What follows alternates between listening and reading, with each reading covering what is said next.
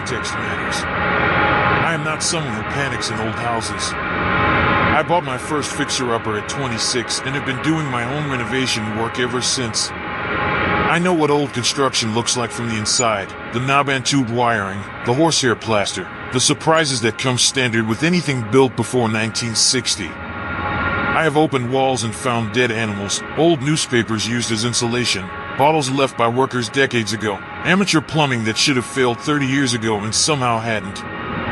None of that bothers me. It is part of what you sign up for when you buy a house that has been lived in for 80 years. I say all of this so you understand that what I found in the wall of my current house was not the reaction of someone who startles easily. It was the reaction of someone who recognized immediately that what they were looking at was not a relic of the past. The house was built in 1941. I bought it 2 years ago specifically because of the bones, good framing, solid foundation, a layout that needed updating but nothing structural. I had been working through the rooms methodically, and the living room was the last major project, removing a non-load-bearing wall to open the space into the dining room. I had done the permitting, confirmed the wall was not structural, and started the demo on a Saturday morning when I had the full day ahead of me. I removed the drywall on the living room side in sections, the way I always do, checking as I went for anything that needed to be documented before proceeding. Behind the first layer of drywall was the original plaster from the 40s, which I had expected. Behind that, where there should have been the interior of the wall cavity and then the other side, there was a space. Not the standard cavity between studs. A space. Roughly 4 feet wide, running the full height of the wall, deep enough that I had to lean in to see the back of it. Someone had built out from the original wall framing at some point, creating a hollow volume inside what looked from either side like a standard wall. I turned on my work light and looked inside. There were items on the floor of the space. Folded clothing, 2 shirts, a pair of pants, neatly stacked. A flashlight. Several food wrappers and 2 empty water bottles. A paperback book, face down, spine creased in the way of something recently read. I did not touch anything. I stood there with my work light pointed into the space and looked at each item carefully before I reached any conclusions, because I had enough renovation experience to know that objects found inside walls can be misleading about their age. People have been putting things into wall cavities for as long as there have been wall cavities. What I was looking at could have been decades old and simply preserved by the dry conditions inside the wall. I picked up one of the water bottles by the cap and looked at the label. The expiration date printed on the bottom was 14 months from that Saturday morning. I put the bottle down exactly where it had been. I picked up a food wrapper, a granola bar, the kind sold at any grocery store. The best by date on the back was 11 months out. I stepped back from the wall.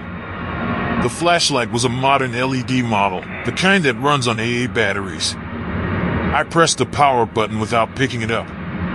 It came on immediately, full brightness, batteries charged. That flashlight had been used recently enough that the batteries had not drained. I looked at the back of the space more carefully. In the lower right corner there was an opening, not a gap from age or settling, but a cut. A deliberate rectangular opening, roughly 18 inches square, leading downward. I knew from the house layout that below that section of wall was the access point to the basement crawlspace. I did not go through the opening. I walked around to the basement door, unlocked it, and went down the stairs with my work light. In the crawlspace, positioned beneath where the wall space would have been directly above, was a camping mat. Foam, the kind sold for outdoor use. It had a depression in the center consistent with regular use.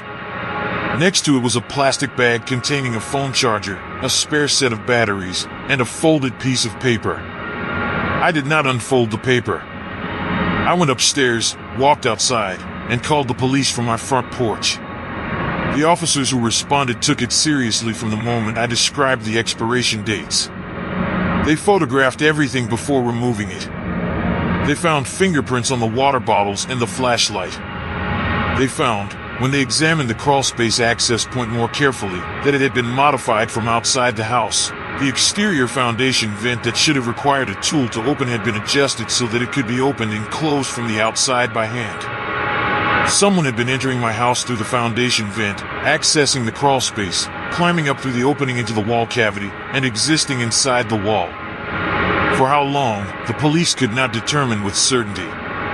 The food wrappers and water bottles established recent presence. The wear pattern on the camping mat suggested extended use. The fingerprints were not matched to anyone in the database. The case remains open. I finished the renovation. I did not abandon the project, but I installed cameras covering every room before I continued working, and I have not done a day of solo work in that house since. Every day I work there, someone else is with me. That is not something I had ever considered necessary before. It is something I now consider non-negotiable. The book was face down with the spine creased at roughly the halfway point. Someone had been reading it and had left their place marked. I think about that detail more than any other. Not the camping mat or the water bottles or the crawlspace access. The book, the specific casualness of leaving a book face down to hold your page, the way you do when you plan to come back. I want to describe what the days immediately after felt like, because I think that part of the story gets left out when people tell incidents like this, and I think it matters. The police visit was on a Saturday. By Sunday evening I had convinced myself, partially, that whoever had been using the space was long gone, that the presence was historic even if the objects were recent, that the modification to the foundation vent was old enough that it no longer represented an active situation. I wanted that to be true because I wanted to continue living in my house without the specific, persistent unease of knowing that the structure itself had been compromised in a way I hadn't known about. I did not sleep well that first week. Not because I heard anything or saw anything, I didn't. Because I understood, in a way that was difficult to unknow, that the wall I had looked at every day for 2 years had not been what it appeared to be. That the sounds I had attributed to the house settling, the occasional sense of something moving that I had filed as the building adjusting to temperature changes, all of that now had a different possible explanation. Not a confirmed explanation. A possible one. That possibility is what made sleep difficult. The cameras went up on Monday. I installed them myself, covering every ground floor room and the basement door. I told myself it was precautionary, that the situation was almost certainly resolved, that I was being thorough rather than afraid. Both of those things were true at the same time. What the cameras told me in the first 2 weeks was nothing. No movement, no entries, no evidence of continued presence. That was reassuring in a practical sense. In another sense, it only confirmed that whoever had been there was careful enough that if they had continued accessing the space, they could have done so without triggering the camera's position where I had positioned them. I do not know with certainty that the space was not accessed again after I found it. I know that I found no evidence that it was. Those are different things. I think about the wall cavity now when I look at houses. Not with paranoia. I still buy old houses. I still open walls. But with the understanding that a wall is not a wall in the way I had assumed. It is a surface. What is behind the surface is a separate question that the surface does not answer. I had been opening walls for 15 years and I had never encountered anything that changed my understanding of what a wall was until that Saturday morning. Now I know. Expiration dates first. Then the flashlight. Then the camping mat. Then the police from the front porch. Some things you learn once and carry everywhere after. There is one more detail I have not mentioned. When the police removed the camping mat from the crawlspace, they found beneath it, pressed flat against the concrete floor, a photograph. Printed on regular paper, slightly damp from the crawlspace conditions. It was a photograph of the interior of my living room, taken from inside the wall space through a gap in the plaster. The angle corresponded exactly to where the space had been. In the photograph I was sitting on my couch, watching television, taken at night based on the darkness of the windows. I do not know when it was taken. I do not recognize the night or what I was watching. I am looking at the screen and I do not know I am being looked at. That photograph is the image I cannot put down. Not the camping mat. Not the charger. The photograph.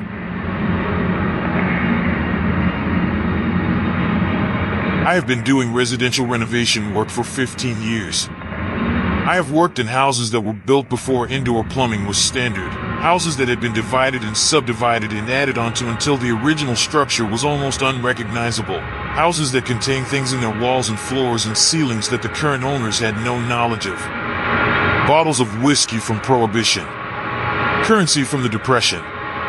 Letters, diaries, tools, toys. I have a reasonable sense of what old houses contain, and I am not someone who is unsettled by the past embedded in residential construction.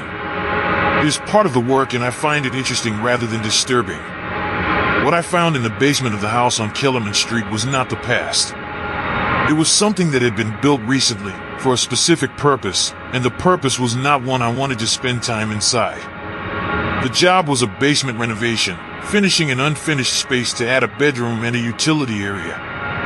The homeowners were a couple in their late 30s who had recently bought the house and wanted to maximize the square footage. They were at work during the day while I worked. Standard arrangement. I had done probably 100 jobs under similar conditions. The basement was mostly open, standard poured concrete, the kind of space that gets used for storage and nothing else for decades. I had been working for 3 days on the framing when I moved a freestanding metal shelving unit to clear space along the back wall. The unit had clearly not been moved in a long time. There was a ring of undisturbed dust around the base that had been accumulating for years. When I moved it, I found a door. Not a utility access panel. A door.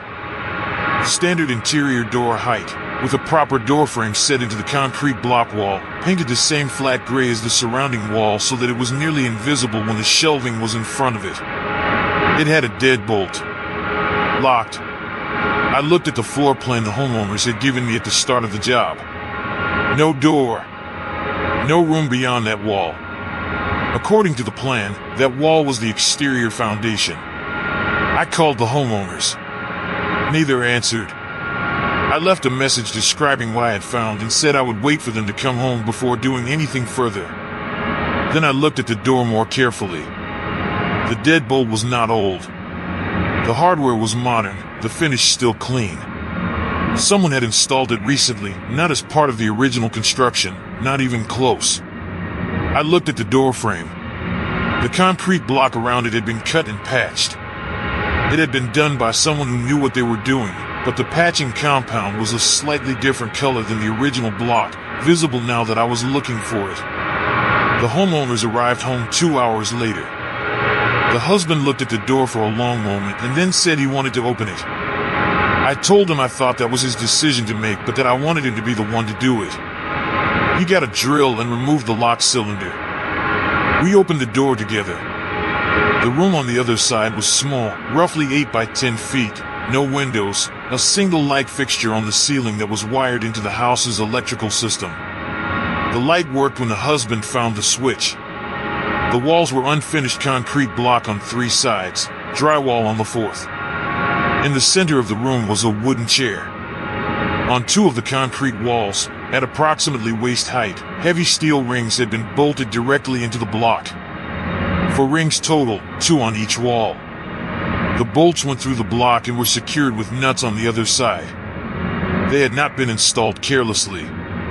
They had been installed by someone who wanted them to hold significant force. The husband stood in the doorway and did not go in. I went in and looked at the rings. The metal showed no oxidation and the bolts were clean. This had not been here for decades. I looked at the floor.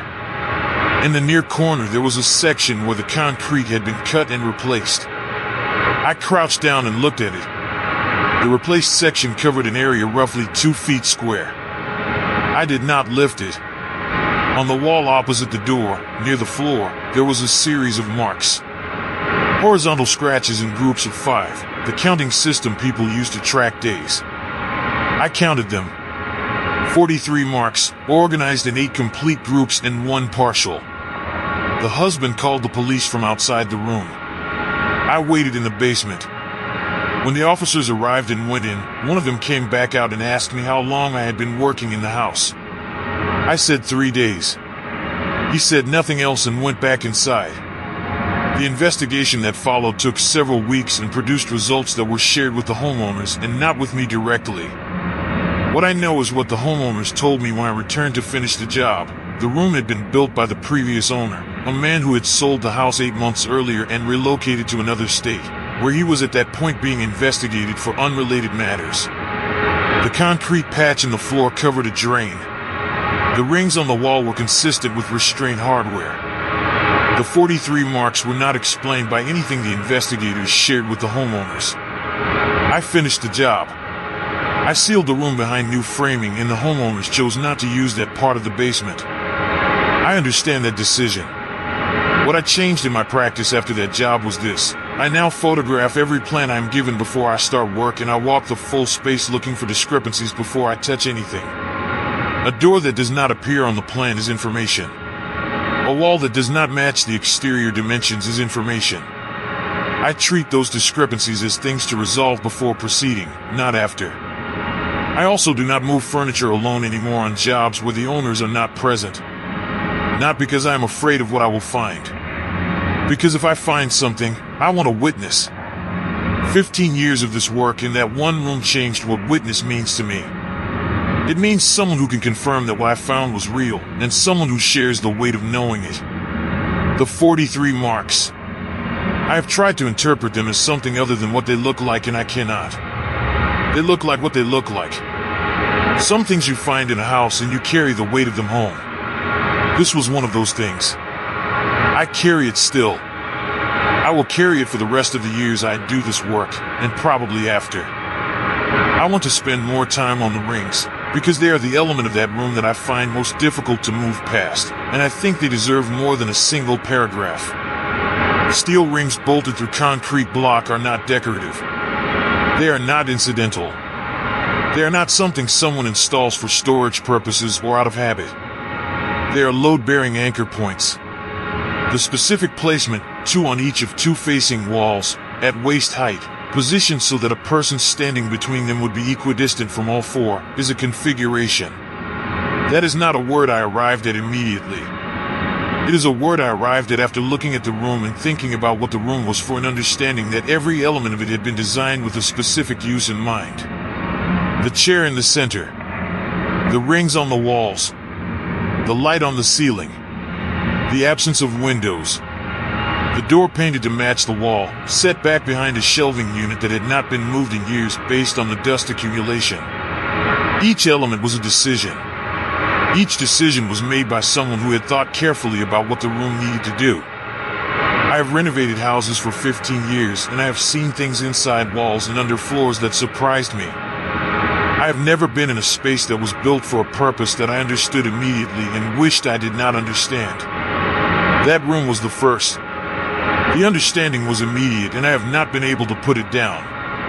The homeowners asked me, when I returned to finish the job, whether I had been frightened when we opened the door. I said I had been still. That was the accurate description. Not frightened, still. The kind of stillness that happens when your mind is processing something that requires full attention and has suspended everything else while it does. I stood in the doorway and I was still, and I looked at what the room contained, and I understood what it had been for. The 43 marks were done in a consistent hand. The lines were even and the spacing was regular. That is the detail that tells you something about the duration and the conditions. Someone in that room had enough composure across 43 days to make marks that were even and regularly spaced. I do not know what that required of them. I do not know what came after the 43. What I know is what I changed. Floor plan review before any work starts. Full spacewalk looking for discrepancies before anything is moved. No solo furniture relocation on unoccupied properties. These are the procedural changes. The other change is harder to describe. It is a change in what I assume about a house when I walk into it for the first time. I used to assume that a house was what it appeared to be until proven otherwise. I no longer assume that.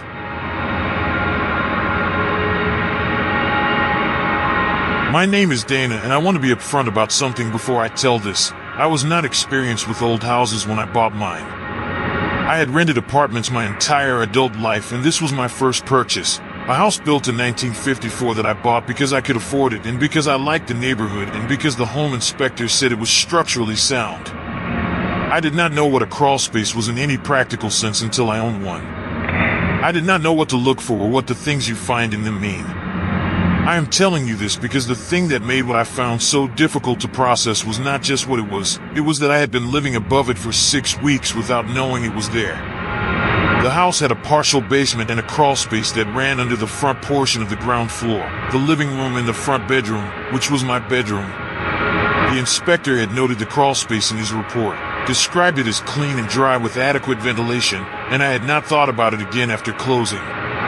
It was under my floors, and it was not my concern until the plumber I hired to replace some old copper pipes needed access to the supply lines that ran through it. He called me from inside the crawl space to tell me there was a problem. Not a plumbing problem. He said I needed to come down and see something. I put on old clothes and a headlamp and went through the access hatch in the hall closet. The crawl space under the back of the house was what I expected: low, dirty, a tangle of pipes and old wiring, the smell of old concrete and earth. I followed the plumber's light toward the front of the house. At the far end of the crawl space, where the foundation wall should have been, there was another wall. Concrete block, like the foundation, but newer. The mortar was lighter in color, clearly not original to the house. It divided the crawl space into 2 sections. The original crawl space, where we were, and something beyond it. The plumber had found an opening in the block wall, low to the ground, that someone had cut and then loosely replaced with a piece of block that was not mortared in. He had moved it. On the other side was a second space, roughly the same dimensions as a large closet, with a ceiling height that allowed a person to sit upright but not stand. I looked through the opening with my headlamp. The space was occupied. Not by a person, the space was empty of people. But it was not empty. There was a sleeping bag, rolled up against one wall. A backpack. A small battery-powered lantern.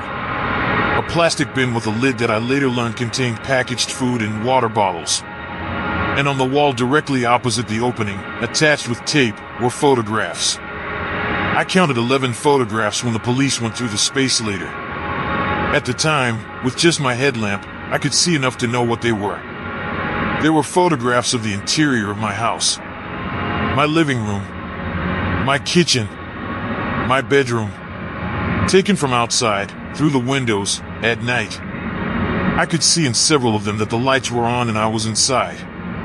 In one of them I was visible, in my kitchen, at the counter, photographed through the window I left unshaded because it faced what I thought was only my backyard. I do not know when the photographs were taken.